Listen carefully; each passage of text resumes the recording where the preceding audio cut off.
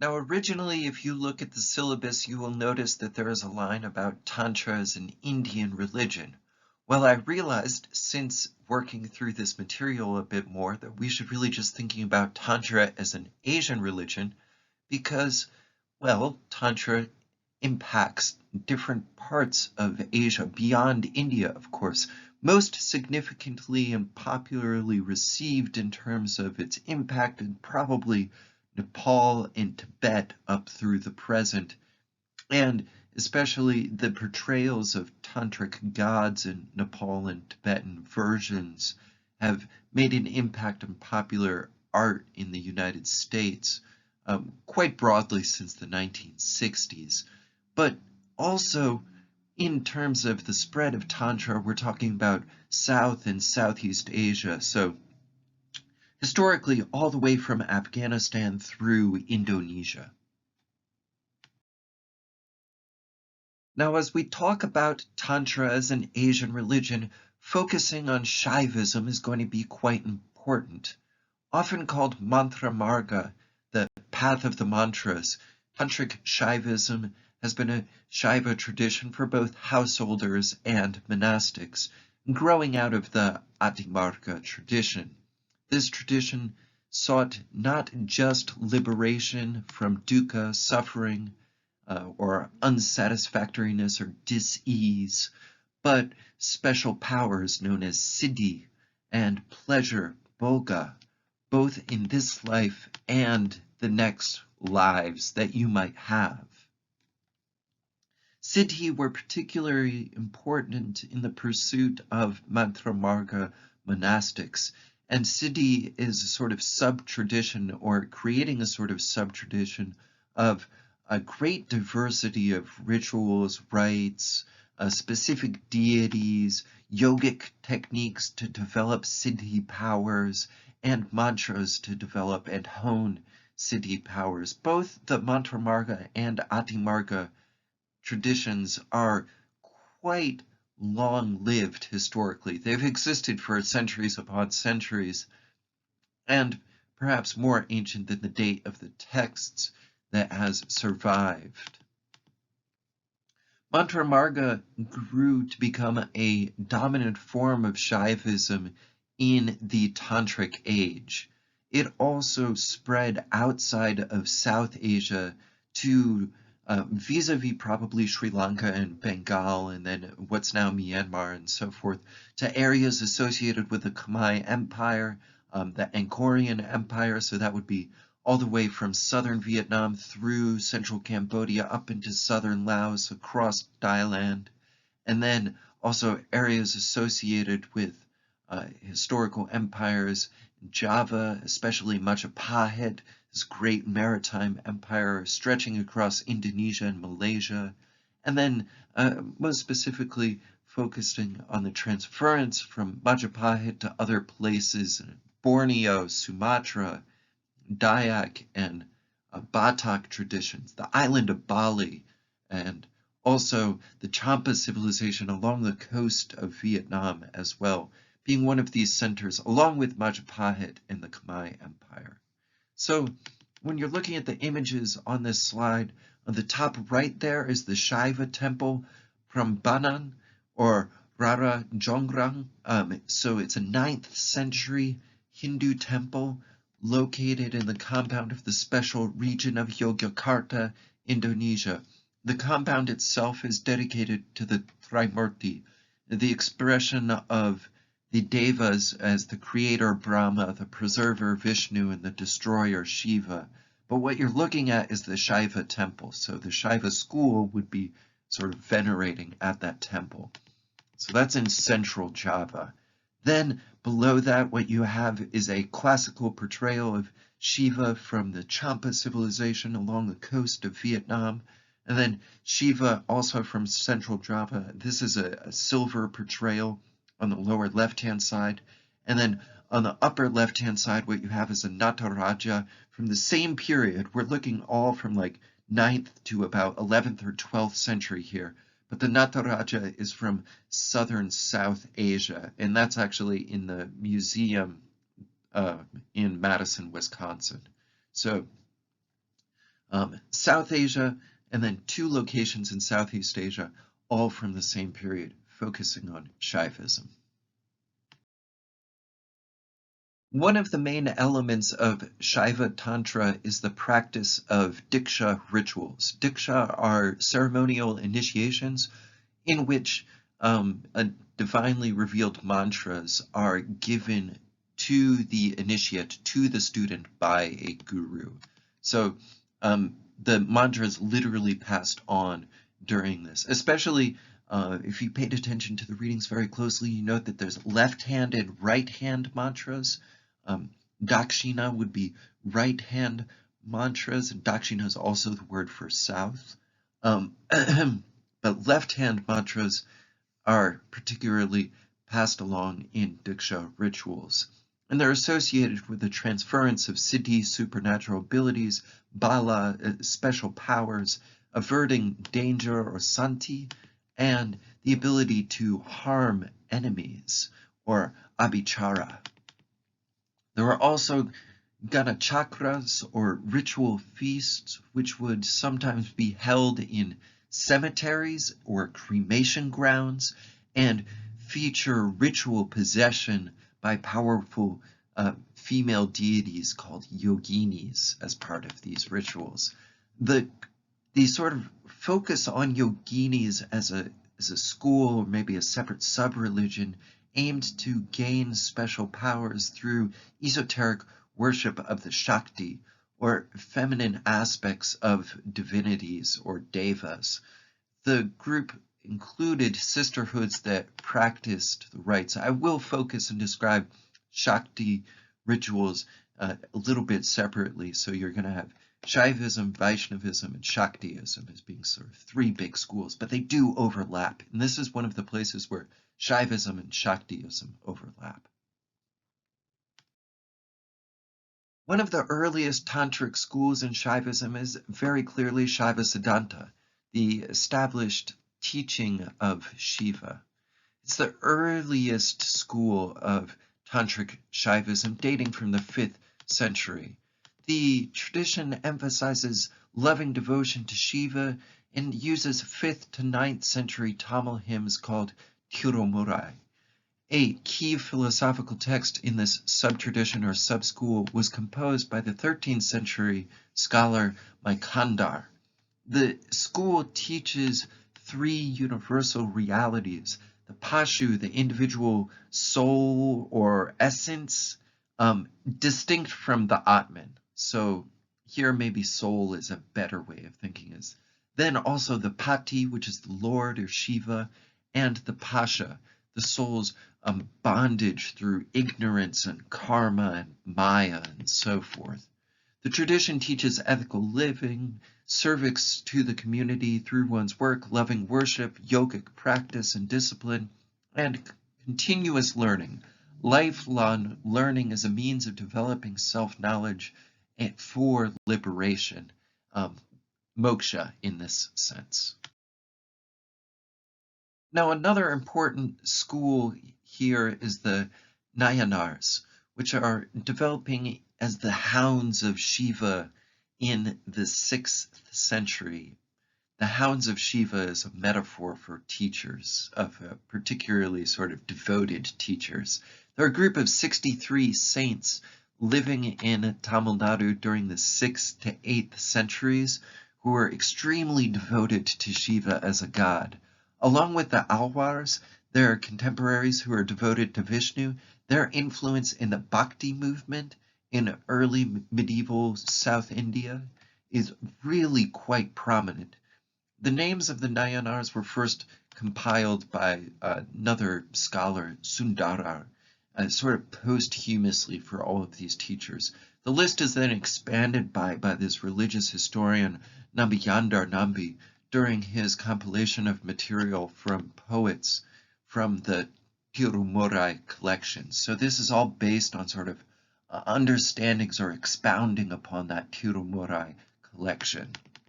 The Navar of the Shaiva Siddhanta from left in the portrayal on the bottom right hand side of the slide are Sambandar, Apar, Sundarar, and then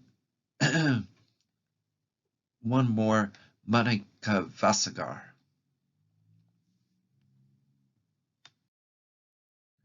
Perhaps the most famous images of Tantric Shaivism come from the Mantrapītha tradition, which focuses on the worship of Svachanda Bhairava, a terrifying form of Shiva, also known as Agora, or the unfearsome, associated with annihilation.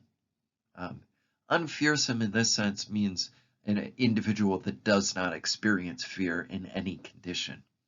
The tradition promotes the skull observance of Kapalavrata, that is, carrying a skull or a skull staff, a katavanga, and worshipping in cremation grounds. One of the contemporary groups particularly associated with Kapalika ascetics are the Agoris. The Agoris, from the Sanskrit agora, are a small group of ascetic Shaiva sadhus. They engage in post-mortem rituals and often dwell in charnel grounds, smear cremation ashes on their body, use bones from human corpses for crafting various ritual objects, including jewelry, and have been rumored to, especially in the historical past, practice a form of ritualistic endo-cannibalism, meaning eating members of their own group, especially associated with these post-death rituals. So, that being said, the veneration of Bhairava is also picked up especially in Nepali Hinduism and Buddhism and Tibetan Buddhism. So you find these Bhairava masks, especially so from the top hand side of this slide, and then Tibetan portrayals and Nepali portrayals of Bhairava associated with Buddhism as well. That would be on the bottom left-hand side of the slide. Now, an important aspect of Tantrism that we will see is frequent flipping, ambiguity, and direct inversion of genders in terms of female and male aspects, meaning that a single god can have not just a consort, but simultaneously be the god and the consort of the god. So that is the case in this portrayal on the right-hand side of the slide of Bhairava and Bhairavi, so that the male and female aspects at the same time. That being said, the female aspect of the god or goddess can also be understood as an important individual goddess for tantric traditions. So in this sense, Bhairavi is also a title for a female adept in Kundalini Tantra, a yogini who's a student of Tantra or an aspirant. A Bhairavi is one who has succeeded in this practice. Bhairavi is the consort of Bhairava according to Puranas and Tantras. But she is also called Subhankari, which means that she is the doer of auspicious deeds to her devotees who are her children, which means that she's a good mother. But she also favors violence, punishment, and bloodshed to those who are irreligious or cruel, devoted to perhaps gods that they shouldn't be devoted to, or those who harm her children. She's the mother of all violence to those who harm her children. She is also said to be violent and terrible, but also benign. You can see a portrayal of Bhairavi on the left-hand side here from an early modern manuscript. Now, in addition to Mantrapītha, there are also various traditions that are classified as Vidyapītha. These traditions and the texts of these traditions focus on the worshipping of goddesses known as yoginis, as I mentioned, or dakinis, and include practices that reject the notion that they reject the notion that these practices are esoteric, even if they appear esoteric. They also reject the notion that these practices or any practices really could be heteropraxic when dealing with the majority of Hindus. So basically, the majority of Hindus might say, oh, those practices are kind of esoteric and they're kind of heteropraxic. Most folks don't do that thing. And that may be technically correct, but folks in the Vidyapita tradition historically rejected those notions, basically saying that there's no such thing as esotericism, there's no such thing as heteropraxy. And this is especially the case when dealing with the issues of death and sexuality, where they confront more directly death and sexuality as parts of life than many other Shaiva schools do, which are then reputed as confronting aspects of death and sexuality in much more direct fashion than other schools of Hinduism. So there's a distinction there to be made. The goddesses in the Vidyapitha tradition center on the traditions of Shakta Tantras and are mostly from the Vamachara or left current of these. Majority of Hindus probably consider these somewhat heteropraxic, right? These practices and worship. But there are various Vidyapitha traditions, importantly, which focus on sort of bipolar or simultaneously sexual aspects of divinity. So when I say simultaneously sexual, what I mean here is like both female and male sexes at the same time. A contemporary way of phrasing that would be like simultaneously both genders, and also in another aspect, transgender, so the ability to transverse various genders. Then also bisexuality, so having sexual attraction to multiple genders at the same time, right? Or at least two genders. Also pansexuality, so across genders as well. The gods and goddesses, hence, in these schools that develop tend to be male and female simultaneously, Shaiva and Shakta simultaneously. The Yamala Tantras worship Bhairava along with Kabalini, the goddess of the skull. The goddesses centered at these traditions are known as the Kula Marga, the path of the clans, referring to the clans of goddesses and their Shakti traditions, which were established around the 9th century. So this is a way of sort of incorporating Shaktism or Bhaktism into Tantra, and we'll describe Shaktism and Bhaktism separate also in their distinct traditions later. But within Tantric Shaivism, this also includes sexual rituals, sanguinary practices, so bloodletting, the ritual of consumption of liquor, importance of spirit possession, and includes various sub-traditions developed in India, such as the Trika lineage, which worships a trio of deities, Para, Parapara, and Apara, as well as the tradition of fierce goddesses, Guya Kali, the Krama tradition focusing on the goddess Kali, the Kubjika tradition, and also the southern traditions which focus on Kamashavari or Tripur Sundari. So you're seeing portrayals of these as well. So goddess of pleasure, Kamashavari is an aspect of Shiva, up on the top left-hand side of the slide there. And then Tripura Sundari is in the background, but it could be associated with Saraswati, who's pictured there on the right. And then on the right-hand side of the slide there, you're seeing an aspect of Kali, Guya Kali. Now I want to focus on Trika Shaivism, which is a non-dualistic Shaiva Shakta tradition which originates sometime after 850 of the Common Era and becomes quite influential and prominent in Kashmir, and thus is frequently called Kashmiri or Kashmir Shaivism for short, although the proper name is Trika. It is spread by one of the great teachers, Abhinavagupta, and it also flourished in Odisha and Maharashtra in different periods.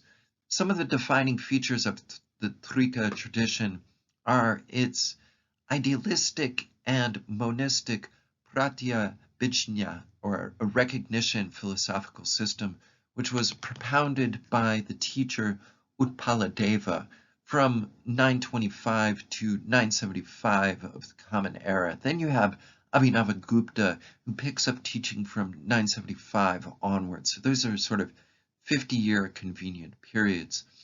It features the centrality of three goddesses, Para on the left, and then Parapara in the central, and then Apara on the right.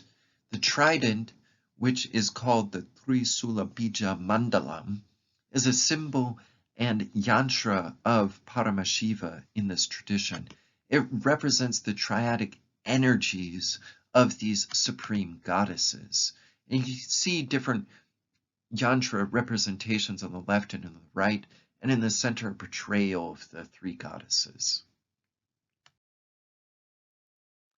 Now, as a closer here, I want to focus just a little bit on one of the important teaching schools, the Natha of Shaivism, that also grows during the Tantric age. The Nat, also called the Natha, or a Shaiva sub-tradition or sub-school that grow to influence Buddhism, Shaivism, and yoga traditions. The Nats have been described as a sort of confederation of devotees who consider Shiva as their first lord or guru. So Shiva's the first teacher for them, and then they are sort of inheritors of Shiva's understanding of Dharma. Of these, the 9th or 10th century Matsyendranath and the ideas of organization are mainly developed by Goraknath during the same period, and those two teachers are particularly important. Goraknath is considered the originator of the school in a sense. The Nat tradition has extensive Shaivism-related understandings, most of which is traceable to the 11th century or earlier. However, its roots are in more previous Siddha traditions. So it's a tradition that sort of comes out of the Puranic age and then grows during the Tantric age quite specifically. A notable aspect of Nat traditions is that they practice, the practice has been focused on refinements of understandings of yoga, particularly Hatha yoga. So if you're thinking about the yoga that you understand, that is developed from Hatha yoga. So you're seeing that grow out of this to a certain extent. Now, Hatha yoga is supposed to transform one's body into a Sahaja Siddha state, into the state of the awakened self's self-realization of the Atman and of absolute reality. It's accomplished with a guru and also a spiritual guide, but also considered quite essential. And during the time of the growth of the Nat tradition or Natha traditions, it's considered esoteric. So, for your post, what I'd like you to do is consider specifically the growth of Tantric Shaivism and compare it to other understandings of Hinduism that we have described so far. How is it different? What is particularly striking about it, and why? Make a quick post, and then let's get going.